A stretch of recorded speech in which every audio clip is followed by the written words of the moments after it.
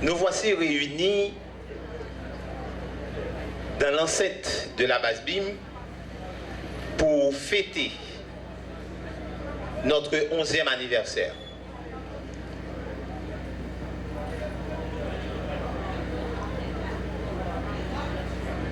« 6 novembre 2007, 6 novembre 2018, voilà déjà exactement 11 ans depuis que ce corps a pris naissance au sein de la police nationale,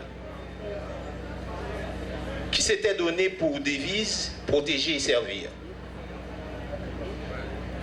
Après les événements douloureux de l'après-février 1986, selon le vœu de l'article 169 de la Constitution et de la loi de novembre 1994 portant création, organisation et fonctionnement de la PNH, est investi d'une mission noble et sacrée, celle de se mettre au service du peuple haïtien. 1995-2007, 12 ans après la création de la PNH, dans le cadre d'un renforcement des capacités des différentes unités de la police, notamment des corps préposés aux polices communautaires et du maintien de l'ordre, le CEBIM a pris naissance. Le 6 novembre 2007, en vue d'aménager un environnement plus sécuritaire. Nous étions 647 rentrés en formation à l'académie, mais 627 sont gradués. Ou du moins, ils ont eu la chance de boucler la séance de formation, dont 20 d'entre nous n'arrivaient pas à boucler la séance. Et ceux depuis notre existence qui sont morts par la maladie, par le séisme du 12 janvier, encore plus triste que jamais, nombreux sont ceux qui sont victimes d'assassinats. Donc la liste est longue. L'année dernière, on avait prévu de fêter notre 10e anniversaire d'existence en 4 grands points. Nous avons organisé un tournoi de football au Parc Sainte-Thérèse. Nous avons organisé également une messe d'action de grâce. Mais en dernier lieu, on avait voulu normalement fêter comme nous le faisons aujourd'hui. Mais notre concert Al-Sada a été froidement abattu par des bandits et nous ont empêchés d'arriver là où nous sommes aujourd'hui. Force est de reconnaître que le corps des brigades d'intervention motorisées a déjà laissé derrière lui la période d'adolescence pour entrer désormais dans l'âge de la maturité. Donc le chemin parcouru jusqu'ici pendant 11 ans n'a pas toujours été facile pour le CEBIM, ni pour les policiers et policières du corps. Toutefois, il convient de se rendre à l'évidence qu'au bout du compte, que le CEBIM est debout aujourd'hui, prompt à relever les défis qui nous attendent. BIM créé à partir d'une idée de l'ancien directeur général là, Mario-André Sol à l'époque, qui dit besoin de prendre toute en promotion et m'a constitué une équipe avec elle, une équipe forte et n'a pas un gros nom. Nous ne pouvons pas nom, mais nous cherchons un nom. Mais en attendant, on cherche des gens. Il dit qu'il y a 627 personnes, on cherche des encadreurs et puis pour nous camper en unité, pour nous bailler la police là en l'autre image. Parce que en 2006-2007, il y a une sécurité, kidnapping, pas de confiance dans la police là. C'est unité ça d'avoir pris en pied qui peut avoir l'autre image à l'institution ça qui a un problème. Et effectivement, il y a une idée avec IG l'historien qui parle à un moment, qui pas porter le bien, souhaiter le bon rétablissement. Et puis nous commençons à travailler avec le commissaire Sinéus d'abord, des réunions à l'académie, pour nous chercher 4 commissaires principaux. Parce que nous avons dit comment BIM n'a campé. C'est un bataillon que lié. Là, il y a 4 compagnies et chaque compagnie ça a 4 pelotons. Dans la tête, 4 compagnies, il y a 4 commissaires principaux Et chaque peloton a bien des commissaires là. Ça fait 16 commissaires, 4 commissaires principaux, ça fait 20. Un adjoint, ça fait 21. Et puis un inspecteur général, ça fait 22 regardez dans unité ça. Moi, je demande nous-mêmes, BIM, même gens, ancien commandant BIM, ancien DCPA qui là, sont gros unité. Ils demandent sérénité, ils demandent pour nous mettre tête ensemble et pour nous faire travailler nous normalement comme ça doit. Moi, félicite chaque policier qui est là. Situation pas facile, mais vous faites sacrifice que vous devez faire. Vous laissez famille de côté pour faire le job, vous pour vous faire. Et son gros travail n'a fourni dans le moment. Nous avons perdu plus d'une trentaine de personnes. Dernier, tout le monde important pour nous, nous perdu. Mais le dernier monde que nous perdions, qui touche nous tous, c'est Al-Sada l'année dernière, que moi pas là. C'est dans ce sens que nous honorons mémoire dame ça. Moi-même, dès qu'on travaille, ça fait bureau de communication, qui sage, qui fait travailler normalement, toujours là. C'est peut-être ça coupe qui fait là, qui baille dans le championnat relais, nous dédions là lui-même coupe Al-Sada. Intégrité, aimant, moralité. C'est ça qui caractérise nous, c'est là qui permet que nous souder entre nous, nous faisons travail là. Nous en bas, nous voyons des CPA, Canary Boucher qui parle là, et pour nous faire bonne instruction pour nous faire ça, nous pour nous faire. Restez conséquents à nous-mêmes, code d'éthique là, respecter droit tout le monde, parce que c'est le groupe d'intervention que nous sommes, les souterrains, nous en contact, nous respectons le monde, et force nous qui s'allie encore, c'est dans courtoisie et fermeté. Courtoisie et fermeté. Et nous respectons mesdames. Encore une fois, bonne fête et merci à vous tous.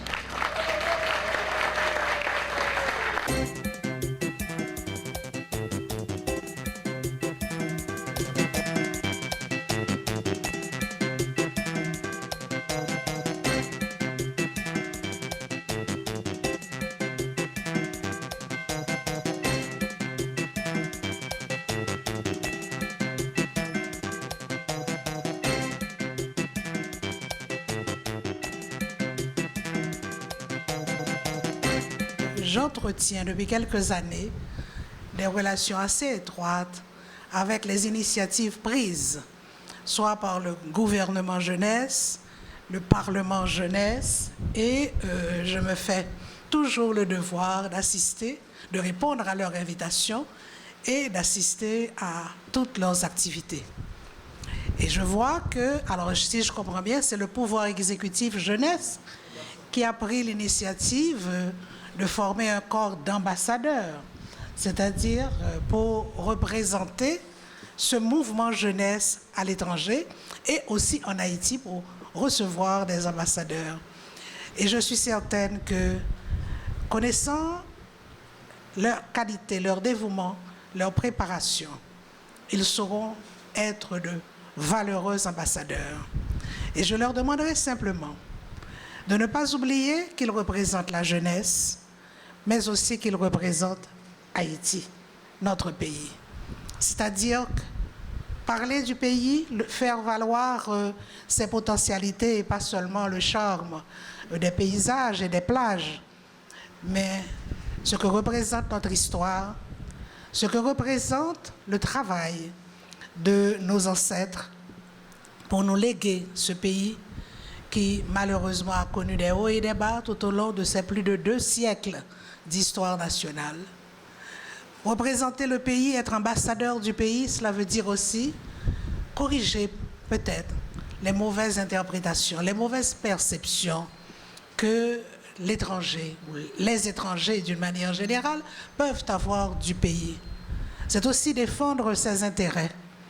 Et le principal intérêt que nous avons, c'est notre souveraineté nationale. Mais non pas une souveraineté nationale tatillonne, mais une souveraineté nationale qui met en avant le prestige du pays, les valeurs du pays, la nécessité pour nous autres, d'abord haïtiens, de respecter ce pays et de le faire respecter aussi bien à l'étranger qu'en Haïti. Donc voilà pourquoi, malgré le retard, je suis vraiment très heureuse d'être avec vous. Et d'ores et déjà, je souhaite un bon travail à ceux qui seront nos ambassadeurs un peu à travers tout le monde. Vous savez, il y a 195 pays indépendants, donc il nous faudrait 194 ambassadeurs. Je ne sais pas que ce soit possible ni nécessaire, car nous pouvons prendre exemple sur les pays étrangers. Rares sont les pays, peut-être la France, les États-Unis, l'Allemagne, les grandes puissances ont les possibilités humaines et financières d'entretenir des missions diplomatiques à travers ces 194 pays, plus le leur. Et beaucoup de pays ont des ambassades multiples. Alors peut-être que nous aussi, nos ambassadeurs de la jeunesse, auront des postes multiples, mais j'en suis sûr qu'ils sauront représenter valeureusement notre pays. Je tiens à saluer au nom du Parlement jeunesse haïtien l'initiative de ces jeunes qui, dans leur volonté de contribuer à la création d'une meilleure représentation diplomatique d'Haïti, a initié la conception de cet outil de relations participatives à l'usage de la jeunesse. Comme vous le savez déjà, la diplomatie a toujours été considérée comme une arme fatale, à double tranchant et redoutable, à laquelle peu de nations, de peuples et de simples entités étatiques ont su opposer une résistance farouche. D'où l'absolue nécessité d'en faire un bon usage et non un usage abusif d'un peuplement de personnel non qualifié. Mesdames, Messieurs, on n'a pas besoin de passer par 4 chemins pour dire résolument qu'il est temps de mettre fin à la galère que connaissent nos missions diplomatiques ainsi que les diplomates qui s'y attachent. Comment adresser ce problème avec objectivité pour faire des choix rationnels et nos partenaires étrangers? Mesdames, Messieurs, je crois profondément qu'en votre qualité de jeunes engagés, il nous appartient de défendre la diversité culturelle, linguistique, ethnique et raciale en tant que valeur universelle. Une valeur qui doit être respectée, promue et protégée tant au sein des sociétés et des civilisations que de leurs interactions. Je tiens à souligner que c'est une valeur qui devrait s'appliquer non seulement à Haïti dans son ensemble, mais aussi à votre association.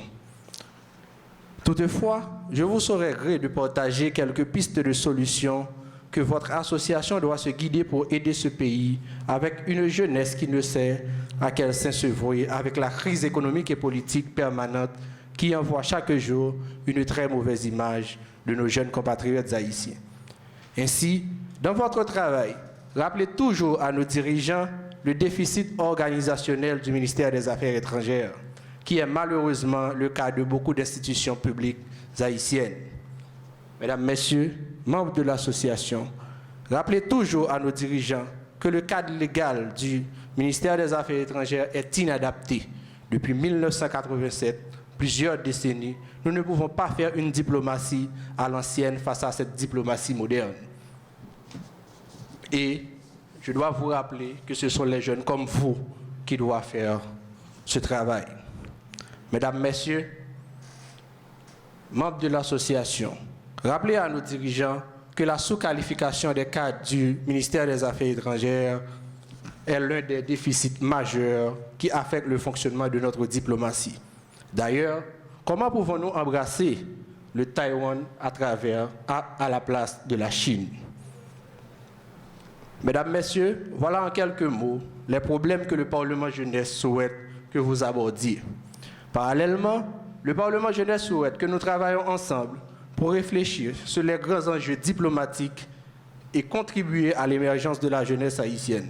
C'est ainsi que, naturellement, ma présence en tant que président de cette institution signifie dans cette cérémonie, symbolise l'intérêt de la jeunesse pour un changement social.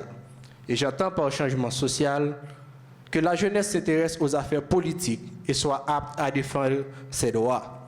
Que nous puissions retrouver dans nos cœurs, comme jadis, la légendaire fierté haïtienne grâce à notre façon d'être et d'agir. Que nous, jeunes de ce pays, puissions enfin relever la tête après avoir vaincu la crise économique qui dure trop dans ce pays. Que l'éveil de la conscience puisse amener une amélioration de nos comportements et de nos actes, d'où la conviction du Parlement jeunesse haïtien. Je ne saurais terminer mon allocution sans remercier M. Jean-Marc Joseph et Mme Sabine Bidon pour leurs engagements pris au sein de cette société. En espérant que cette association fera de son mieux pour une Haïti meilleure, je vous souhaite tous bon succès. Vive la jeunesse, vive Haïti. Merci. Aussi en Haïti, l'association des ambassadeurs de la jeunesse est une association qui prône la diplomatie à travers les jeunes. Notre devise, c'est pour la jeunesse et par l'action. Pour la jeunesse, par l'action. Beaucoup de personnes croient que pour faire partie de l'association, il faut être diplomate, relationniste ou politologue. Aujourd'hui, je vous dis que c'est faux. Les ambassadeurs de la jeunesse s'investissent dans plusieurs domaines, ce qui donne la création de plusieurs commissions, notamment la commission médias et jeunesse, la commission environnement et développement durable, la commission économie et finances, la commission droit et justice, la commission humanitaire, la commission sport et la commission culturelle.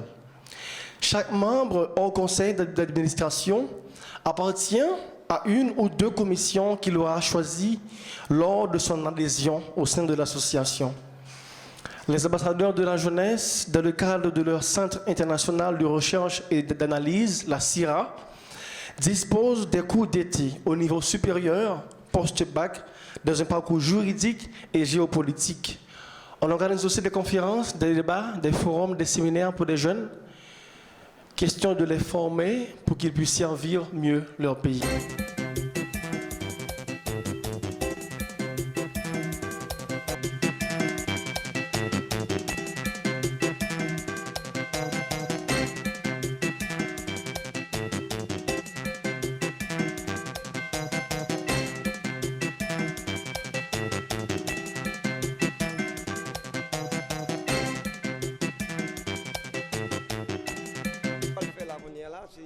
Moi-même, j'ai discuté conférence professeur Philippe Martin, ce fait là, sociologie des miracles. Nous voulons que nous invitons un expert dans la question ça pour être capable de venir parler nous dans un pays, dans universitaire, qui ça un miracle et pour qui ça nous sommes capables de parler de miracle dans un pays tant qu'Haïti. Pour qui ça qui ça miracle là et pour qui ça, nous sommes capables de parler de miracles dans le pays, tant qu'Haïti. Et en même temps, nous connaissons la France, mais même les grands pays qui développent tout, ils parlent de miracles. Bon, nous avons dit que son bagage d'abord qui est dans la structure de l'homme, anthropologiquement, puisque l'homme il soif parfois de sacré, il soif de questions spirituelles. Donc, nous avons porté, à et ça qui paraît pas naturel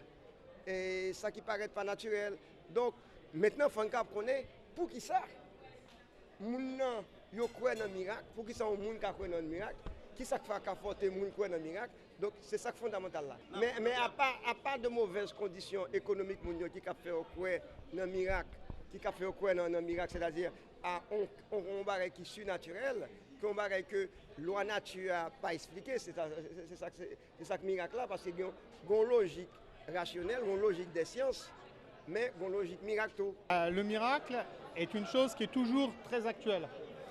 Et que nous, à l'université, il ne s'agit pas de prouver qu'il y a des miracles ou pas, mais il s'agit de demander à la société pourquoi il y a des miracles, qui porte les miracles et quelle est l'utilité des miracles. Il ne s'agit pas de rentrer pour un universitaire dans les questions de foi ou de véracité du surnaturel, mais de comprendre que ça a un fonctionnement. Et c'est la question qui m'avait été posée. En Haïti, certains croient que la question des miracles est due par rapport à la situation socio-économique du peuple. Vous en dites quoi, M. Philippe Martin? Mais j'en dis que ce n'est pas propre à Haïti, c'est le propre de tout miracle. Si je regarde les miracles en France aujourd'hui, c'est aussi lié à ça. Le miracle a une utilité. Il permet aux gens de vivre face à une angoisse. Il permet aussi à certains, quelquefois, d'orienter tel ou tel courant. Donc le miracle est un fait qui est un fait historique, politique. Politique, c'est très important. Et aussi religieux. Monsieur Martin, mais est-ce que le miracle n'est pas aussi une propagande pour faire la politique, surtout dans des pays? Pourquoi un pays pauvre? Le roi de France, jadis, quand on avait un roi en France, le roi de France disait « Mon pouvoir vient de Dieu ». Et au moment du sacre, au moment où on mettait la couronne sur la tête du roi de France, il se passait 2 miracles. C'était la France au XVIIe siècle. Donc ça a toujours été lié. Le miracle et le politique ont toujours été liés. C'est pas propre à Haïti, c'est pas propre à la situation actuelle. Est-ce d'après vous, est-ce que la foi n'a pas sa place dans les miracles? La foi. Alors là, vous posez une question qui est un petit peu compliquée. Parce que pour l'universitaire n'a pas à se poser la question de la foi.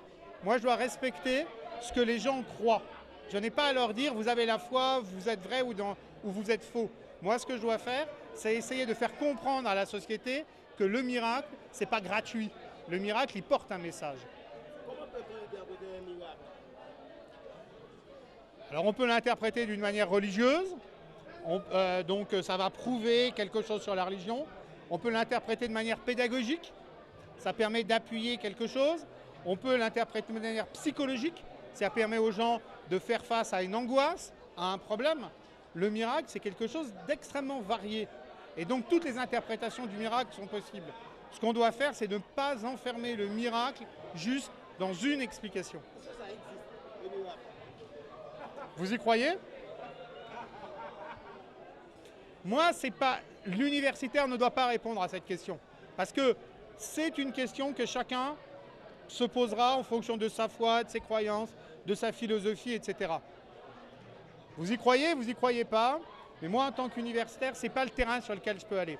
Le terrain sur lequel je peux aller, c'est pourquoi il y a des miracles, pourquoi on en parle, qui a intérêt qu'on en parle, qui a intérêt à ce qu'on n'en parle pas. C'est de comprendre que c'est un système qui est un système politique et sociologique. Ok, monsieur Philippe Martin, aujourd'hui on parle du miracle à travers le monde, mais dans les pays sous-développés, les pays pauvres, on en parle beaucoup plus. Et d'après vous, qu'est-ce qui en est à la base? Je suis désolé, je ne suis pas d'accord avec vous. En France, il y a quelque temps, donc on va dire que la France est un des pays très développés, riches, etc. Toute la presse a parlé du 70e miracle de Notre-Dame de Lourdes, y compris des journaux de gauche athées. Donc on en parle. Donc la question du miracle n'est pas liée seulement aux pays pauvres. Mais non, la question du miracle n'est pas liée aux pays pauvres. En France, on va aussi, certaines personnes, face au sida, vont dire le miracle. Bon, au Canada, pendant un moment, l'ancien Premier ministre pensait que Jésus allait revenir, et donc ce n'était pas la peine de lutter contre les problèmes écologiques, puisque Jésus allait tout nettoyer. Et c'est au Canada, le Premier ministre. Donc on est... je crois qu'il faut enlever l'idée que les pays pauvres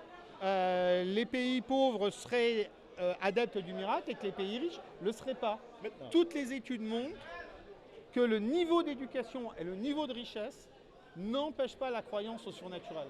On ne croit pas à la même chose dans un pays pauvre et dans un pays développé. Mais tout le monde y croit. Maintenant, quelle est l'appréhension de l'université même par rapport à cette question, la sociologie de miracle? Mais la chose, c'est de dire, nous, en tant qu'université, on doit être dans un lieu où on peut discuter des choses paisiblement. Parce qu'on ne fait pas de politique, on ne se présente pas à des élections, etc. Donc on peut donner aux gens les clés pour interpréter des choses. Et la clé, c'est, voilà, des gens disent qu'il y a des miracles, posez-vous 3 questions. 1, comment on en parle? 2, pourquoi on en parle? 3, quelle est l'utilité du miracle? Ce qui n'est pas du tout une négation ou un jugement de valeur. Mais si quelqu'un se sert du miracle pour défendre une position philosophique, politique, ce que vous voulez, le public doit, lui, pour être capable de décrypter les choses. Après, il y croit ou il n'y croit pas. Et comment? Décrypter comment il parvient le public? Décrypter en se posant la question, pourquoi me parle-t-on de miracle? Pourquoi on en parle? Pourquoi on en parle d'après vous? Des raisons politiques, des raisons économiques, des raisons de pouvoir. Là, je ne parle pas de la situation d'Haïti particulière, hein. On est bien d'accord. Mais il est sûr que certains ont besoin du miracle parce que ça va leur permettre d'appuyer leur église, leur secte, un système de réélection, d'argent. Je ne parle pas d'Haïti, je parle de partout, partout. Et comment les interpréter, ces miracles? La manière de les interpréter, c'est de dire qu'à l'heure actuelle, même quand on est un esprit qui se dit moderne et qui se dit rationnel, on a une part d'irrationnel. On veut croire qu'il y a quelque chose ailleurs.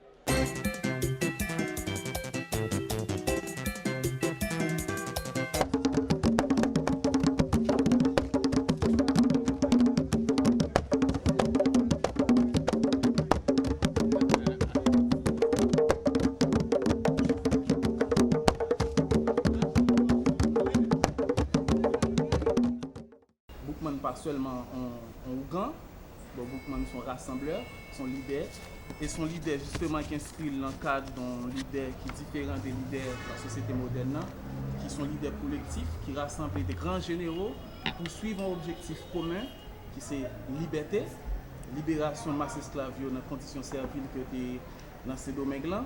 Deuxièmement, c'est que Boukman tout c'est un monde qui, par rapport avec l'époque dans le 18e siècle là, comme leader, ce monde tout a une capacité pour faire dépassement des conceptions occidentales là, de la vie des mondes, des religions. Parce que dans le discours qui fait dans Bois-Caïman, dans 14 août 1791, c'est Boukman qui prononce ce discours. Boukman dit on jette portrait bon Dieu blanc qui soit voulu dans genoux pour nous coûter liberté qu'a parler dans Kenya. Ça veut dire qui ça? Ça veut dire l'église catholique apostolique romaine, la religion en général qui voit corridor dans l'esclavage là. Boukman dit tout autant nous pas arriver couper fâché avec religion ça avec tradition ça nous pas jamais calibre. Donc au grand garçon comme ça nous penser qu'on dimension qu'on bagalité ouais en plus journée jodi là en pile monde pas ouais parce que en pile monde pas ouais journée jodi là dans le système éducatif noir malgré toute réforme y a fait yo pas mettre un coup sur culture haïtienne parce que c'est critique et Boukman déjà en 1791 était comprendre qu'il y a des bagailles faut nous couper fâché tout de suite après fin prendre liberté nous faire concordat 1860 nous remettre même l'église aux traditions donc on pensait c'est toute bagaille ça pour s'identifier font bagaille comme ça pour rendre hommage avec un monde qui tout le monde pas ouais tout le monde est oublié dans l'histoire nous d'ailleurs ils ont inventé un bagaille qui est le marron inconnu imaginez pour qui ça marron inconnu c'est marron c'est le premier monde qui posait pierre pour bataille pour liberté pour qui ça est inconnu je ne dis là donc c'est dans objectif ça d'anti mettez l'ensemble avec une institution que les ENATS c'est une institution qui a pour sauvegarder le patrimoine matériel et immatériel pays de la façon pas, même Jean Pilote institution appelle, pour rendre hommage avec Boukman dans un contexte particulier, dans un contexte de crise identitaire, dans un contexte où la société a besoin de ça. Pour la société a parlé de développement, il ne va jamais parler de culture. Donc pas qu'à de développement, si développement pas endogène. Stratégie ENATS, c'est que tout de suite après pose première pierre là, activité construction a commencé le lendemain même. Donc nous allons faire pause première pierre, mettez chita là, comme ici bientôt. Donc Jean-Ministre Lapin te dit là, c'est vraiment une dynamique pour vraiment accompagner ENATS. Et nous avons un plan B tout, pendant la construction a fait là, comme local là, qu'on n'y a pas praticable, pour être capable de faire enseignement pendant la construction. Donc on y a fait une location de local et en dehors de l'espace ça. Que nous avons aménagé tout pour nous capables de reprendre cours le plus tôt possible, dont nous annonçons le mois de janvier. Mais nous avons gardé si logistique à permettre de nous respecter la date ça, mais c'est le plus tôt possible pour nous reprendre dans l'autre espace. Donc, un travail que la direction des études a fait déjà pour révision curriculum et l'école là. Donc, travail ça est pareil, remettre pour examen, etc., pour nous capables de pencher sur lui, discuter sur lui. Il y a un code disciplinaire à l'école là tout qui paraît, donc tout aspect académique ça dans la révision. Il y a des formations, professeurs qui ont fait tout et pour que les professeurs soient capables d'avoir un bagage pédagogique pour mieux préparer pour aborder le cours avec les étudiants.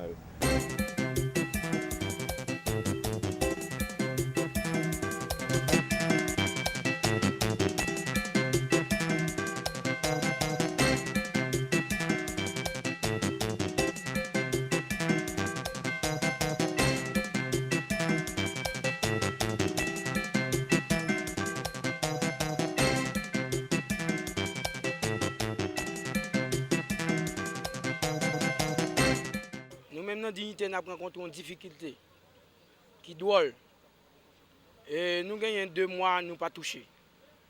Après 2 mois, élèves l'école, par exemple, nous autobus pour monter. Là, plein employé, tout caché. Yo paie révoqué, moi-même, moi pas paie révoqué qu'à parler là. Nous sommes argentés, nous sur toute terre. Sauf que nous pas un problème à directeur, il dit nous mois d'octobre, l'autre mois yo, li te gantan dit yo nan men directeur et nous même nous connaissons pas le directeur, finance dit la ban nous.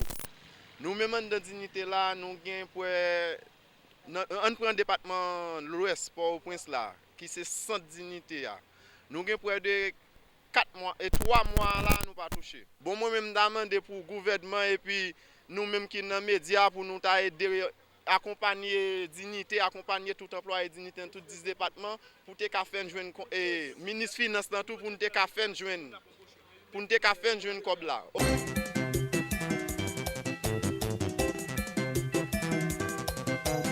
Vol Téléguinée, Gadel Janvier.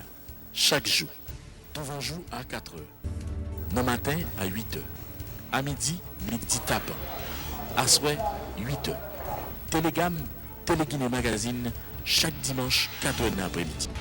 Nouvelle Téléguinée, sans commentaire, sans voix monter, Gadel Janvier.